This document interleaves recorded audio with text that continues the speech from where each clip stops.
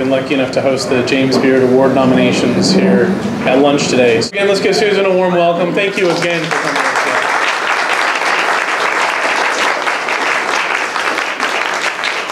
Thanks, Lance. First of all, I want to thank Eric Stromquist and Chef Brian Wilkie for helping organize our James Beard Award nominees announcement here. And we just really had a fantastic lunch. And congratulations again to the students who won the contest. I'm delighted to be here in Portland, James Beard's hometown, for the announcement of our nominees this year, and to really get a chance to meet all of you and talk about why this larger-than-life man, whose generous heart was even larger than his appetite. And I don't know if you've seen pictures of James Beard. He was 6'4" and weighed over 300 pounds for a lot of his life. He is clearly considered one of the most influential figures in the American food world.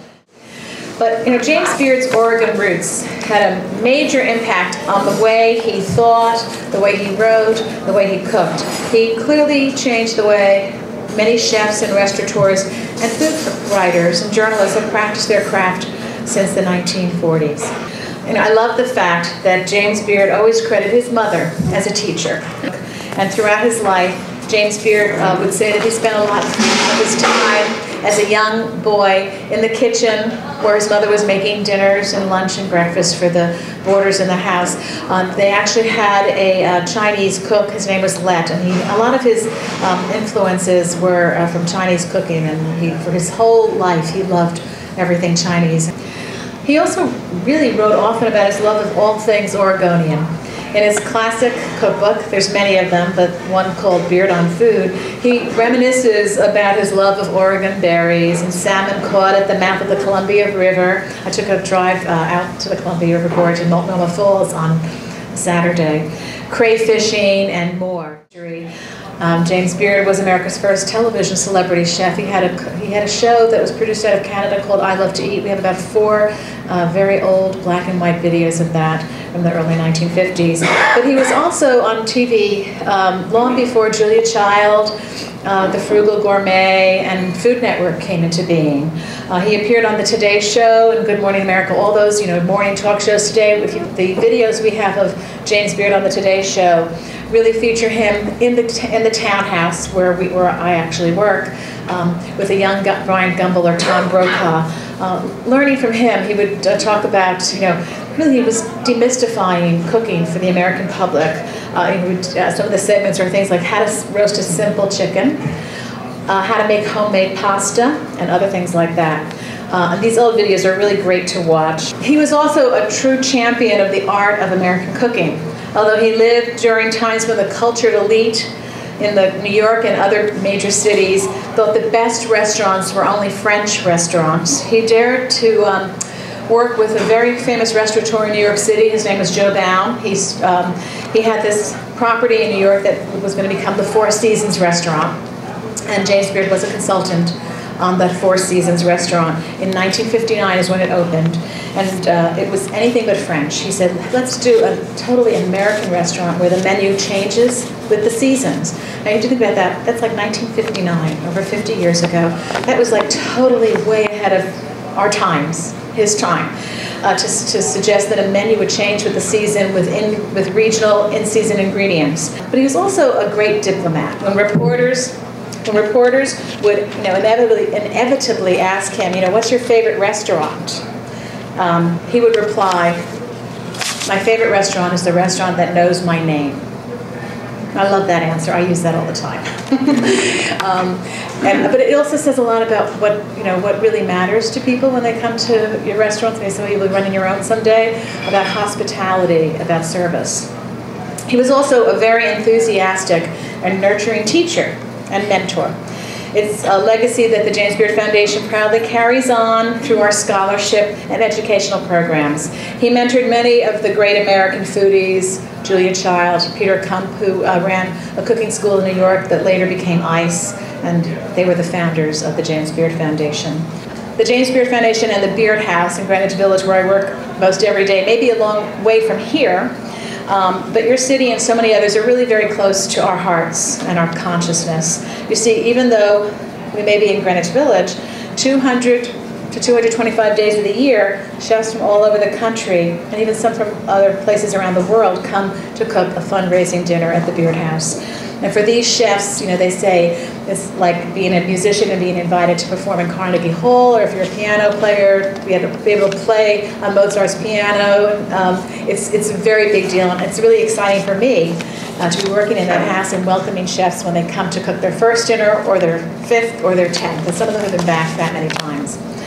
Our mission is to celebrate, nurture, and preserve America's diverse culinary heritage and future. And we accomplish our mission in 3 ways. First, every year we recognize the best and the brightest with our James Beard Awards. We have 4 Oregonians that made the nominees this morning. Kathy Wims, Christopher Israel, Andy Ricker, and Gabriel Rucker of Le Pigeon was named a nominee for Rising Star Chef. And I think Portland, Oregon is a very special place. Last night we had a fundraiser where we had 5 James Beard Award-winning chefs, Chef Philippe Below, Greg Higgins, Vitaly Paley, John and Capriel Pence, and Corey Schreiber there, along with 14 other of your state's great chefs who've been nominees. And the second way we fulfill our mission is we invite noteworthy chefs, as I mentioned, to come cook at the Beard House. Last September, another semi-finalist, Chef Matt Leitner of Castagna, performed in our kitchen and created a delicious dinner for us.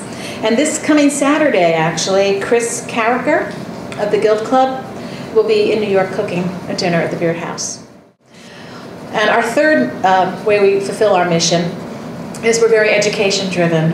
Throughout the year, we organize seminars and events and conferences to educate people about culinary trends and good nutrition and good cooking. And we also administer a wonderful culinary scholarship program. Has anybody here ever applied for a scholarship through our? Good, good. Well, we'll be having a call for entry for scholarship applications any day now on our website.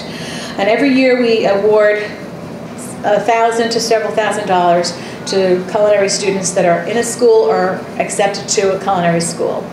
Since 1991, we've awarded over $3.6 million in scholarships and tuition waivers. So I hope you'll visit our website and see if there are any opportunities for you to apply for a culinary scholarship. Just go to the jamesbeard.org. We also started a student-level membership for the foundation 2 years ago. It's just $25, and for that you can enjoy student pricing for select events if you come to New York, educational programs. You'll get a subscription to our JBF newsletter. It comes out 6 times a year. Obviously you should be subscribing to Beard Bites, which is an electronic newsletter. And you also would have access as a student member to our professional directory, which to me, when you're looking for a job, it wouldn't hurt to be able to have that directory at your disposal. When James Beard traveled anywhere, he would always head to farmers markets to see what fresh vegetables, fruits, cheeses, fish, meat were in that city. While many of us, go to a new city and we check out the museum, the cathedral, and other historic sites, he found art in the local harvest of farmers and artisanal vendors, and that's why plans for a Portland public market in his name, which has been in the works here, is very exciting to our foundation, and I trust it'll be a huge success. And speaking of success, clearly the dining experience my colleagues and the journalists and the chefs who had today here at OCI are really indicative of the quality education you're receiving here. And I just want to encourage you to use all the resources and outside experiences you can to enhance your own careers. You're the future of our ever-expanding food world.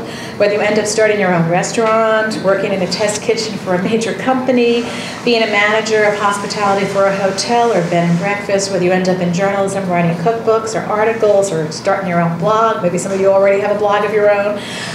Maybe you'll be on television with Cooking Channel, Food Network, and now we have Fox, CBS, NBC. They're all doing food shows.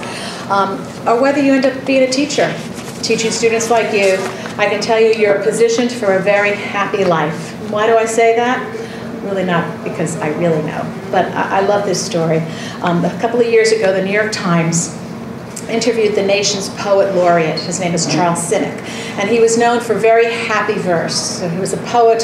So many poets are more Sylvia Plath-like. Well, he's not. To be named the poet laureate in the United States and be somebody who writes happy poems was kind of, unusual in the literary world. So in the New York Times, the reporter asked this poet laureate, what advice would you give to people who are looking to be happy? And he said, for starters, learn how to cook. And I love that answer. So I want to thank you for joining me today. I hope that you will continue to succeed in your culinary education and career. I hope that you will check out the James Beard website if you haven't. Consider becoming student members. And just really was a pleasure joining all of you here in Portland. So thank you.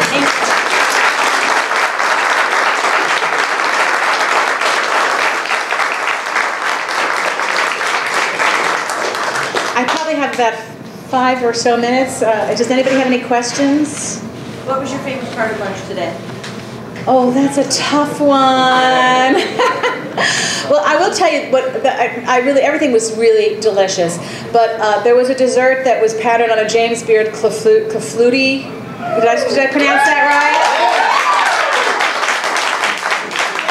And everything was delicious. But what I liked about that is that I had never even known that. I knew there were buckles and all kinds of pies and crisps, but I had never heard of clafouti until I came to the James Beard Foundation and read one of his books, cookbooks. So.